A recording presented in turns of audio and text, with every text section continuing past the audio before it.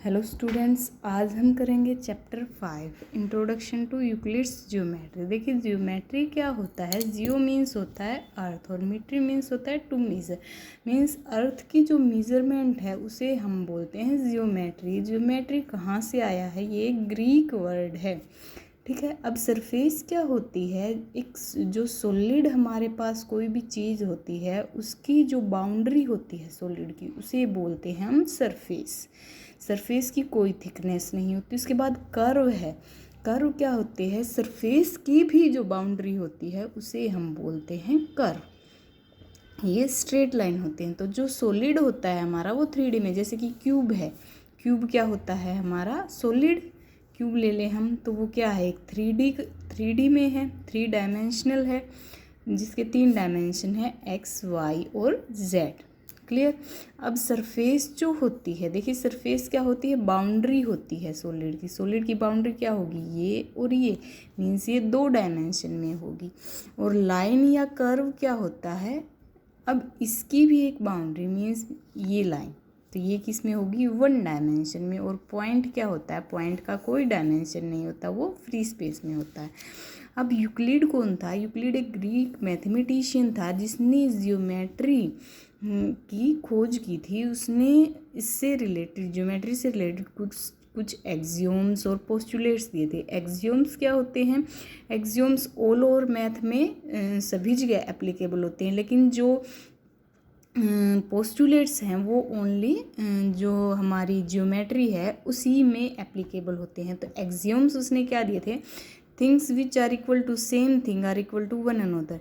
देखिए जो थिंग्स एक ही चीज़ के इक्वल होती है वो आपस में भी इक्वल होते हैं। Means A equal to B है और बी इक्वल टू सी है, तो ए इक्वल टू सी। देखिए things which are equal to same thing, देखिए यहाँ ए और सी है वो सेम थिंग के इक्वल हैं बी के, तो वो आपस में भी इक्वल होंगे। Means A equal to C. If equals are added to equals then the wholes are equal. अब अगर हम दो चीज़ इक्वल हैं, ए और सी इक्वल है, इसमें इक्वल चीज़ ऐड कर देंगे, मीन्स इसमें भी 2 ऐड कर दिया, इसमें भी 2 ऐड कर दिया, तो जो आंसर आएगा हमारा वोल आएगा, वो भी क्या होगा? इक्वल होगा। क्लियर है। Things which coincide with one another are equal. जो चीज़ें एक दूसरे के साथ कोइंसाइड करती हैं वो इक्वल होती हैं। The whole is greater than the part. देखिए ये हमारा एक्सियोम 5 है, actually axiom 5, the whole is greater than the part. देखिए कोई भी चीज़ है हमारे पास, ठीक है, वो उसके पार्ट से बड़ी होती है। मीन्स मान लीजिए हमने 6 ले लिया, 6 को मैं क्या लिख सकती हूँ? 1 + 2 + 3 ऐसे लिख सकती हूँ। तो ये तो हमारा है वोल, और 1, 2 और 3 है इसके पार्ट। तो जो वोल है मीन्स 6 है वो पार्ट से तो बड़ा होगा, 2 से भी बड़ा होगा और 3 से भी बड़ा होगा 6, ठीक है। अब the things which are double to the same thing are equal. अब कोई भी चीज़ है एक ही चीज़ के डबल है तो वो दोनों भी आपस में इक्वल होगी। Means A equal to 2b है, सी इक्वल टू 2b है, तो यहाँ पे ए और सी क्या होगी? इक्वल होंगी। अब पोस्टुलेट्स क्या दिए थे उसने? देखिए पोस्टुलेट क्या होते हैं? जो ओनली ज्योमेट्री में एप्लीकेबल होते हैं। ए स्ट्रेट लाइन में be drawn from any one point two any other point. Means एक पॉइंट से दूसरे पॉइंट तक, ठीक है, एक स्ट्रेट लाइन ड्रॉ की जा सकती है।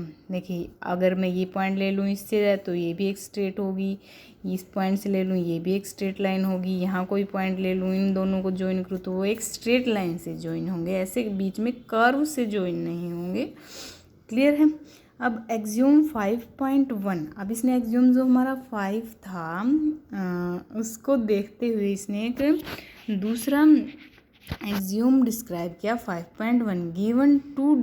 इसे पोस्टुलेट 1 को देखते हुए इसने ये एक्सियोम ड्राइव किया है। Given two distinct point there is a unique line that passes through them. मतलब दो मेरे पास अलग अलग पॉइंट हैं तो उनके बीच से एक यूनिक लाइन पास होगी। मीन्स एक ही लाइन पास होगी, 2 पॉइंट के बीच में 2 या 3 लाइंस पास नहीं होंगी। मीन्स हमारे पास ये 2 पॉइंट है। देखिए एक सिंगल पॉइंट से तो हम कितनी भी लाइंस जो हैं वो ड्रॉ कर सकते हैं। इस तरह से ये एक पॉइंट है, इससे मैं कितनी भी लाइन ड्रॉ कर सकती हूँ, लेकिन जो इन दोनों पॉइंटों को मीट करेगी, आपस में मिलाएगी, वो सिंगल यूनिक लाइन होगी, ठीक है। अब a terminated line can be produce indefinitely, अब मैं किसी भी लाइन को इंडेफिनेटली प्रोड्यूस कर सकती हूँ। A circle can be drawn with any centre and any radius, मैं किसी भी सेंटर और रेडियस से कोई भी सर्कल ड्रॉ कर सकती हूँ, ठीक है। All right angle are equal to one another, जितने भी राइट एंगल होते हैं वो एक दूसरे के इक्वल होते हैं। अब ये जो फिफ्थ है इसमें इसने क्या बोला है, if a straight line falling on two straight line makes the interior angle on same side of it. देखिए इसने बोला है अगर दो स्ट्रेट लाइंस हैं उस पर एक स्ट्रेट लाइन फॉल कर रही है, ठीक है, और इंटीरियर एंगल मीन्स ये वाले एंगल सेम साइड में बना रही है, और अगर ये जो एंगल है इनका जो सम है less than two right angle है मीन्स लेस देन 180 है इन एंगल का सम, तो क्या होगा हमारे पास, इफ़ टू लाइन्स तो अगर हम इसी साइड जिस साइड ये एंगल बना रही है इसी साइड इस लाइन को इंडेफिनेटली इनफाइनाइटली प्रोड्यूस करेंगे तो ये इसी साइड मिलेंगी, ये उस साइड नहीं मिलेंगी, ठीक है। देखिए ये क्यों मिलेंगी, क्योंकि ये हमारा क्या है, देखिए लेस देन 180, 180 का मीन्स क्या होता है, ये जो स्ट्रेट लाइन बनाता है 180 डिग्री का एंगल, अब 180 डिग्री से कम कोई भी एंगल है मीन्स वो स्ट्रेट लाइन नहीं बनाएगा। स्ट्रेट लाइन नहीं बनाएगा मीन्स क्या हो गया कि ये दो लाइन हैं कहीं ना कहीं जाके मिलेंगी, क्लियर है। अब एक्सरसाइज पे आते हैं। एक्सरसाइज 5.1 में हमारे पास क्या है, ट्रू और false. Only one line can pass through a single point. Single point से देखिए हम कितनी भी लाइन पास कर सकते हैं, हमारी मर्जी है, तो ये हमारा फॉल्स हो गया, ठीक है। There are indefinite number of line which pass through two distinct point. देखिए मैं आपको पोस्टुलेट में पहले भी बता चुकी हूँ कि दो डिस्टिंक्ट पॉइंट है उनसे एक यूनिक लाइन ही पास होती है, तो इसने बोल दिया इनडेफिनेट नंबर ऑफ लाइन्स, तो ये हमारा फॉल्स हो गया। A terminate line can be produce indefinitely on both side. देखिए कोई भी टर्मिनेटेड लाइन है उसे मैं इनडेफिनेटली प्रोड्यूस कर सकती हूँ, ये हमारा पोस्टुलेट था, तो ये ट्रू हो गया। If two circles are equal then their radii are also equal। देखिए अगर दो सर्कल ही इक्वल हैं तो उनकी रेडियस तो ऑब्वियसली इक्वल ही होगी, तो ये ट्रू हो गया। अब इसने फिगर दे दी, इसमें ए बी तो पी क्यू के इक्वल है, पी क्यू एक्स वाई के इक्वल है, तो ए बी जो है वो एक्स वाई के इक्वल हुआ। देखिए things which are equal to the same thing are equal to one another, ये एक्सियोम हम यूज़ करें कि ए बी भी पी क्यू के इक्वल है, एक्स वाई भी पी क्यू के इक्वल है, तो ये दोनों भी आपस में इक्वल होंगे, तो ये हमारा ट्रू हो गया। अब सेकंड में हमें डेफिनेशन देनी थी और ये बताना था कि इस डेफिनेशन के लिए हमें कौन कौन सी टर्म्स हैं वो आनी चाहिए। तो पैरेलल लाइंस क्या होती है, if perpendicular distance between two lines is always constant these are called parallel line.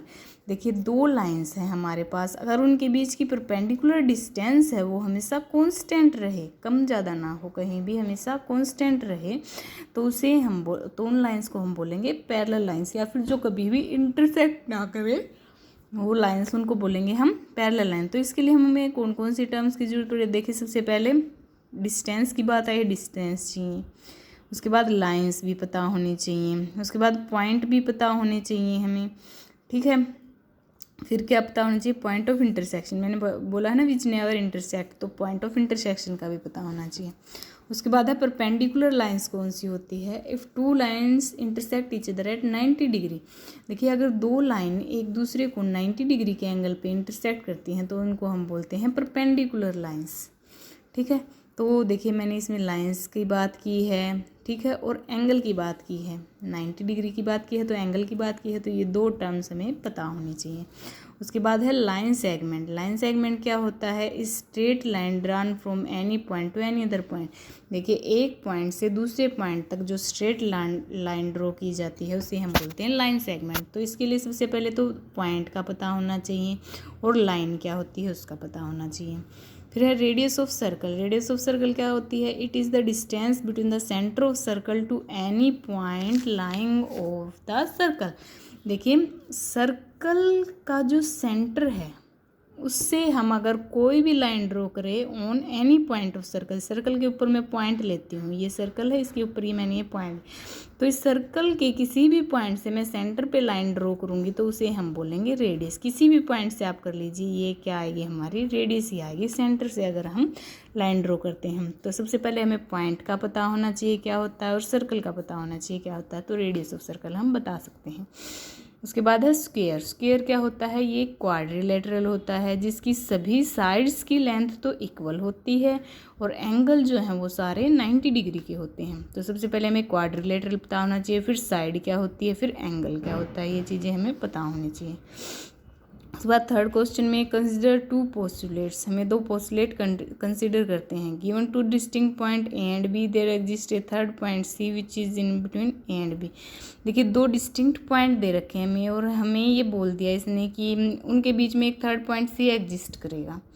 दूसरा बात हमें बोल दी there exist at least 3 point that are not on the same line, मतलब 3 पॉइंट ऐसे एग्जिस्ट करेंगे जो सेम लाइन पे नहीं होंगे। मीन्स 2 पॉइंट ए और बी तो सेम लाइन पे ले लिए, सी उन पे नहीं होगा, ये इसने बोल दिया।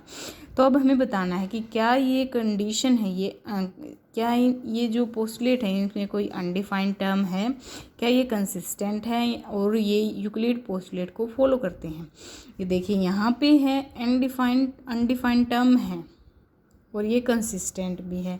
अनडिफाइंड टर्म क्या है, इनमें हमें कोई भी इंफॉर्मेशन नहीं है कि लाइन सेगमेंट ए बी के बारे में, ठीक है, लाइन सेगमेंट ए बी के बारे में हमारे पास कोई भी इंफॉर्मेशन नहीं है और हमें सी पॉइंट है जो उसकी पोजीशन का नहीं पता कि ये लाइन सेगमेंट पे है भी या नहीं भी। तो दो डिफरेंट केसेस यहाँ पे पॉसिबल हैं। सबसे पहला तो पॉइंट सी है वो जो ए और बी पॉइंट जो लाइन बना रहे हैं उन पे लाई करें, और सेकेंडली सी जो है वो ए बी लाइन पे लाई ना करें, मीन्स यहाँ लाई करें।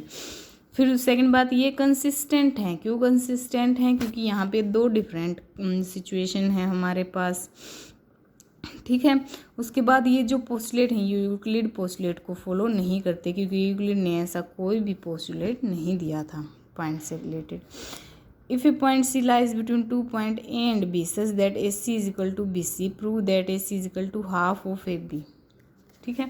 अब हमें क्या दे रखे, इसने बोल रखा है कि अगर एक पॉइंट है सी, वो दो पॉइंट ए और बी के बीच में लाई करता है such that A C equal to C B, A C equal to C B इसने दे रखा है, ठीक है। ये हमारी फिगर बना ली हमने क्या किया, इसमें भी ए सी ऐड कर दिया, इसमें भी ए सी ऐड कर दिया। क्यों, क्योंकि जो थिंग आपस में कोइंसाइड करती हैं, ठीक है, वो एक दूसरे के इक्वल होती हैं तो ये दोनों चीज़ें, अब देखिए ए सी प्लस बी सी किसके इक्वल आएगा, ए सी प्लस बी सी किसके इक्वल है, ए बी के इक्वल है, ठीक है। तो यहाँ से जो ये इसके साथ कोइंसाइड कर रही है और ये इसके साथ कोइंसाइड कर रही है, तो ये किसके साथ कोइंसाइड आपस में, तो यहाँ से क्या हो जाएगा हमारे पास, देखिए A C plus A C equal to A B. कह सकते हैं कि things which are equal to the same thing are equal to one another. तो यहाँ से क्या आ जाएगा, 2ac equal to A B और ac is equal to half of A B, जो हमें प्रूव करना था। उसके बाद फिफ्थ क्वेश्चन क्या है, point C is mid point of A B. देखिए सी जो है वो ए बी का मिड पॉइंट है, तो हमें क्या प्रूव करना है कि हर एक लाइन सेगमेंट का केवल एक ही मिड पॉइंट होता है। तो हम अज्यूम क्या करके चलते हैं कि मान लीजिए हमारे पास दो मिड पॉइंट है, सी भी मिड पॉइंट है और डी भी मिड पॉइंट है, ठीक है। अब सी मिड पॉइंट है तो मैं क्या लिख सकती हूँ, ए सी बराबर है सी भी लिख सकती हूँ। वही इसमें ए सी ऐड करूँगी तो ये तो किसके इक्वल आ जाएगा, ए बी के इक्वल। तो वही A C plus B C A B के इक्वल है। तो यहाँ से things which are equal to the same thing are equal to one another. तो यहाँ से क्या आ जाएगा, A C plus A C A B two A C equal to A B. इसी टाइप से अगर डी जो है मिड पॉइंट है, देखिए सी को अब मैं छोड़ देती हूँ, डी अगर मिड पॉइंट है तो यहाँ से क्या आएगा, A D equal to D B. फिर वही दोनों साइड में ए डी ऐड करूँगी तो यहाँ से क्या आ जाएगा, two A D equal to A B, ये चीज़ आ जाएगी मेरे पास। अब देखिए two A C B A B के इक्वल है, two A D B A B के इक्वल है, तो things which are equal to the same thing are equal to one another, ये हमारा एक्सियम था। तो यहाँ से क्या आ गया, two A C equal to two A D, means A C equal to क्या आ गया, ए डी। अब ये कब पॉसिबल है कि ए सी ये इतनी के इक्वल कब होगी, जब सी और डी एक ही पॉइंट होंगे, मीन्स सी और डी कोइंसाइड करेंगे तभी ये पॉसिबल है। तो यहाँ से क्या हो गया, सो सुपोजिशन इज़ रॉन्ग। तो यहाँ पे केवल एक ही मिड पॉइंट हो सकता है। मैं ऐसे ले सकती हूँ कि हमारे पास ये है 4 सेंटीमीटर, मान लीजिए एक लाइन है, मुझे इसका एक मिड पॉइंट लेना है। तो मिड पॉइंट इसका क्या होगा, 2 सेंटीमीटर पे होगा ना। तो अब मैं ये तो नहीं लिखती कि 2 सेंटीमीटर पे भी मिड पॉइंट है और इसका 3 सेंटीमीटर पे भी मिड पॉइंट, 3 सेंटीमीटर पे तो नहीं होगा। तो मिड पॉइंट क्या होगा इसका, ओनली एक ही होगा। अब 6 सम क्या है मेरे पास, मुझे फिगर दे रखी है, इसमें दे रखा है AC इक्वल टू BD और मुझे क्या प्रूव करना है AB इक्वल टू CD। देखिए AC को मैं क्या लिख सकती हूँ, यहाँ से AC को AB प्लस BC, AC को लिख सकती हूँ। इसी टाइप से मैं BD को क्या लिख सकती हूँ, BC प्लस में CD। अब ये दोनों इक्वल थे तो ये दोनों भी क्या होंगे, इक्वल होंगे। तो यहाँ से क्या आ गया मेरे पास, AC plus BC is equal to BC plus CD। ठीक है, अब मैं इसमें से भी BC सब्ट्रैक्ट कर दूँ, इसमें से भी BC सब्ट्रैक्ट कर दूँ। जब equals are subtracted from the equals remainder are also equal, मैं मतलब ये दोनों चीज़ें इक्वल हैं और मैं इनमें से इक्वल चीज़ ही सब्ट्रैक्ट या ऐड करूँगी तो क्या आएगा, रिमाइंडर भी इक्वल आएगा। मीन्स AB किसके इक्वल आएगा, CD के इक्वल आएगा। क्लियर। अब 7 सम में हमें एक्सियोम 5 को यूनिवर्सल ट्रूथ क्यों बोलते हैं। देखिए एक्सियोम क्या था हमारे पास 5, the whole is greater than the part. अब मैंने ले लिया, देखिए टी कोई भी होल क्वांटिटी है और ABC उसके पार्ट हैं, तो टी को मैं इन तीनों का सम लिख सकती हूँ। जैसे मैंने आपको एग्जांपल बताया था, 6 को मैं क्या लिख सकती हूँ, 1 + 2 + 3 मीन 6 तो हमारी होल क्वांटिटी है, 1, 2 और 3 इसके पार्ट हैं। उसी टाइप से टी होल क्वांटिटी है, ABC इसके पार्ट है, तो मैं इसको ऐसे लिख सकती हूँ। अब देखिए यहाँ 6 जो है 1 से भी बड़ा होगा, 2 से भी बड़ा होगा और 3 से भी बड़ा होगा। इसी टाइप से टी जो है वो हमेशा A, B और C से बड़ा होगा। तो ये rightly, it is rightly side, means ये जो है ये हमारा यूनिवर्सल ट्रूथ है। ठीक है, इसी के साथ आपकी एक्सरसाइज 5.1 कंप्लीट हुई। आई होप आपको ये वीडियो अच्छी लगी और आपको ये वीडियो अच्छी लगी तो इसे लाइक, शेयर और सब्सक्राइब ज़रूर कीजिएगा। Thank you.